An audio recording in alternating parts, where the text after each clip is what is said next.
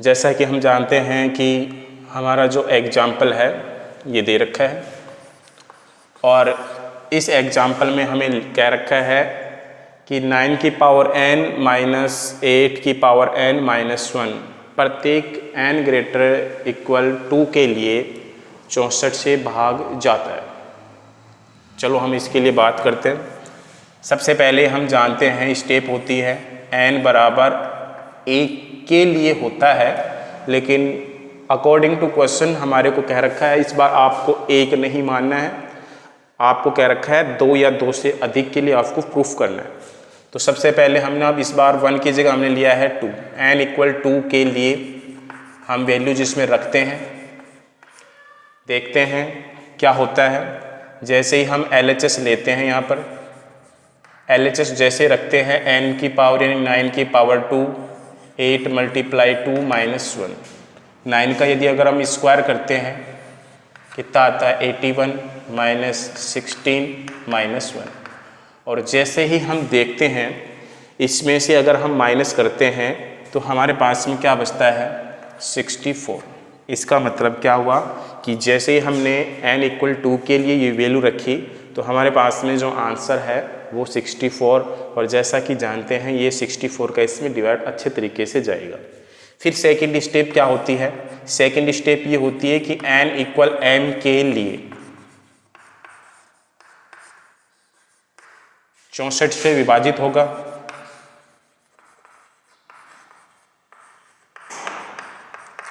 इसका मतलब सर क्या हुआ, इसका मतलब ये है कि जो वैल्यू है अगर n इक्वल अगर हम m पुट करते हैं तो उसमें कहीं ना कहीं किसका विभाजन होगा 64 का। इसलिए हम n की जगह m पुट करते हैं 9 की पावर m माइनस 8 की पावर m माइनस 1, और ये जो वैल्यू है कहीं ना कहीं किससे विभाजित होगी 64 से। और हमें नहीं पता कितने टाइम डिवाइड होगी या कितनी बार डिवाइड होगी, इसलिए हमने यहाँ पर क्या लिख लिया, कुछ भी XYZ मान लीजिए कि हमने ये कहा कि लेमडा बार विभाजित होगी, क्योंकि आपके बुक में लेमडा दे रखा है। इसका मतलब क्या हुआ कि अगर n इक्वल m के लिए अगर हम ये वैल्यू पुट करते हैं तो ये भी 64 से विभाजित होगी। 64 से विभाजित होगी तो ये 64 हमने लिख दिया। इसका मतलब ये है कितनी बार इसमें भाग जाएगा हमें नहीं पता, तो हमने कह दिया लेमडा टाइम इसमें भाग जाएगा। अब हम प्रूफ करेंगे third step n equal m plus 1 के लिए। जहाँ जहाँ आपके पास में n है वहाँ वहाँ हम क्या रखेंगे m प्लस 1। तो यहाँ हमने रख दिया m plus 1 minus 8m plus 1, और यहाँ पर हो गया आपके पास में 1। लेकिन कहीं ना कहीं आप फिर से कहोगे कि सर आपने पीछे वाली स्टेप नहीं यूज की, इसलिए हम पीछे वाली स्टेप यूज करते हैं कि सर m प्लस 1 तो बाद में आएगा, लेकिन इससे पहले क्या आएगा m आएगा। हमें इसकी परवाह नहीं है, और इसके बारे में तो हम जानते हैं कि सर ये तो 64 से डिवाइड होता है। इसका मतलब ये हुआ कि सर ये तो 64 से विभाजित है, ये हम प्रूफ कर चुके हैं। अब इसके ऊपर बात आती है, लेकिन हमारे पास में एक जो ये इक्वेशन है हम इसका यूज करेंगे। इसका मतलब क्या है, उसकी सहायता से हम इसको, चलो हमने इक्वेशन फर्स्ट दे दी है, अब हम इसको लिख लेते हैं। अब इसको कैसे प्रूफ करेंगे, मेन उद्देश्य तो हमारा ये है कि इसमें भी 64 का डिवाइड होना चाहिए। अगर इसमें 64 का डिवाइड होता है तो हमारा क्वेश्चन प्रूफ हो जाएगा। थोड़ी देर के लिए हमने ये कहा कि इसकी पावर m प्लस 1 है, तो क्यों ना इसको ऐसे लिखा जाए, और इसको मल्टीप्लाई कर सकते हैं 8m, 8 को इससे करेंगे माइनस का 8 और माइनस का 1। जैसे अगर हम इसको सोल्व करते हैं इसको, तो हमारे पास में क्या आता है 9 की power m dot n minus 8n, और ये हो गया माइनस के 9। अब यहाँ से तो हमारे पास में कुछ कंक्लूजन निकलता है नहीं। जैसा कि हम जानते हैं कि n इक्वल m से हमेशा और हमेशा कुछ इक्वेशन हमारे पास में निकल के आएगी, जिसकी सहायता से हम यहाँ पर वैल्यू पुट करेंगे और हमारा आंसर निकलेगा। अब जैसा कि हम जानते हैं कि इक्वेशन फर्स्ट की सहायता से अगर हम देखते हैं और हमें वैल्यू पुट करनी है तो क्या करेंगे, क्या थोड़ी देर के लिए हम 9 की पावर m की वैल्यू इससे निकाल सकते हैं। जैसा कि हम इक्वेशन फर्स्ट से 9 की पावर m की वैल्यू निकालते हैं, तो 9 की पावर m की अगर हम वैल्यू निकालेंगे तो हमारे पास में क्या निकल के आएगा, 64 लेमडा प्लस के 8m प्लस 1। और ये जो वैल्यू है, इस वैल्यू को हम कहाँ रखेंगे, इस इक्वेशन में रखेंगे, और इसको इक्वेशन हम दे देते हैं 2। 9 की पावर m की जगह हम वैल्यू पुट कर रहे हैं 64 लेमडा प्लस के 8m प्लस के 1।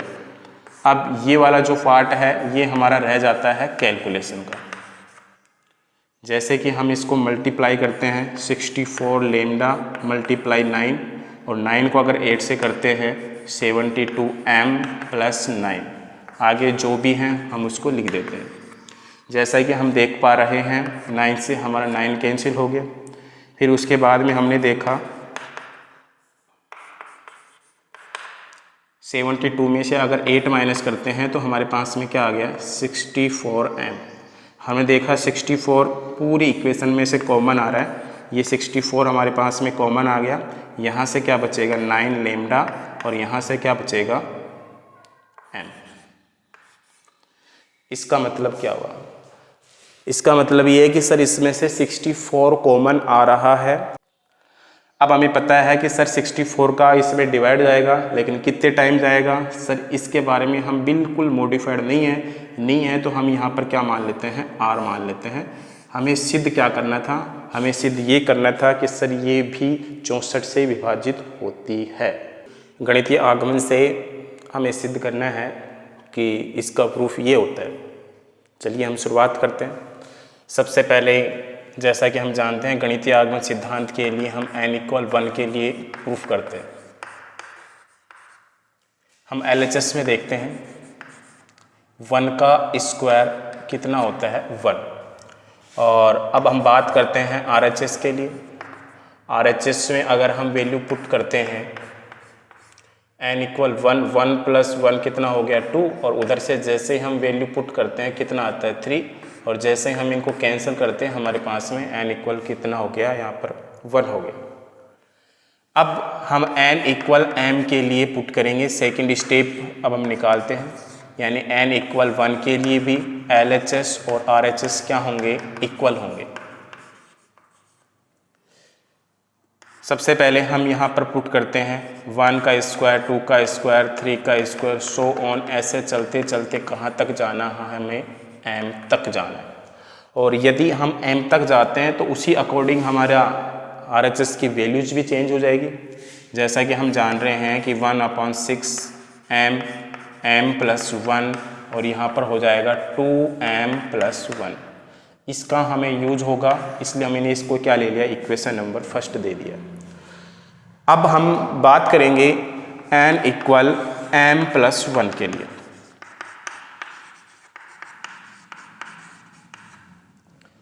अब हमें कहाँ तक जाना है m + 1 के लिए।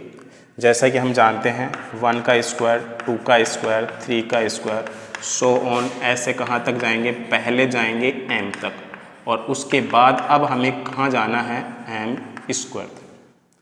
यानी कि पहले हम आ चुके हैं m तक, अब हमें कहाँ तक जाना है, m + 1 के लिए।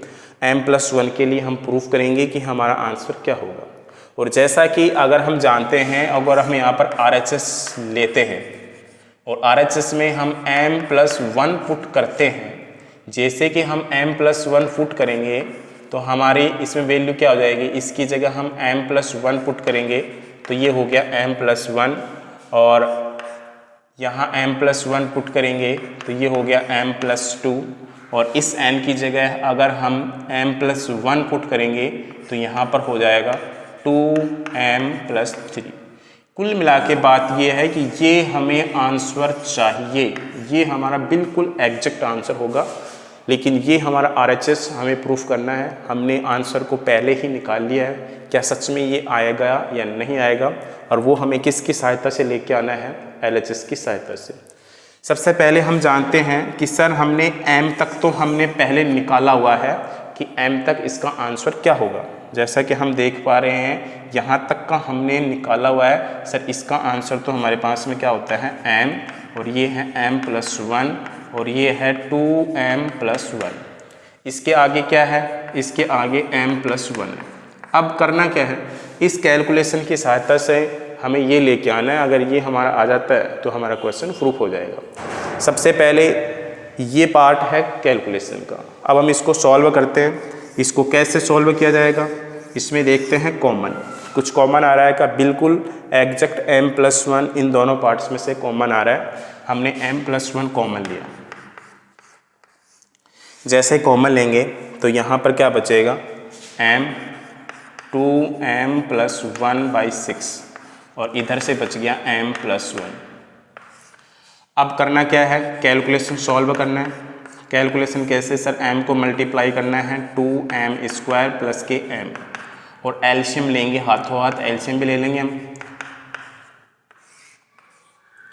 जैसे ही हम इनको ऐड करते हैं हमारे पास में क्या बचेगा, 2m² 7m+6, और नीचे क्या हो जाएगा हमारे पास में 6। अब ये हमारे पास में द्विघात समीकरण यानी कि क्वाड्रेटिक इक्वेशन बन चुकी है। और इस क्वाड्रेटिक इक्वेशन यानी द्विघात समीकरण को हम सॉल्व करना अच्छे तरीके से जानते हैं, यानी इसके फैक्टर करेंगे। और जैसे कि हम जानते हैं इसके जो फैक्टर होंगे वो क्या होंगे, इसके फैक्टर करोगे m+2 और क्या निकल के आएंगे 2m+3, और नीचे हमारा 6 बचा हुआ है। जैसे कि हमने देखा ये वाला पार्ट और ये वाला पार्ट एग्जैक्ट दोनों क्या आ रहे हैं, सेम आ रहे हैं। इसका मतलब ये हमारा गणितीय आगमन सिद्धांत से क्या हुआ, सिद्ध हुआ। Okay, thank you.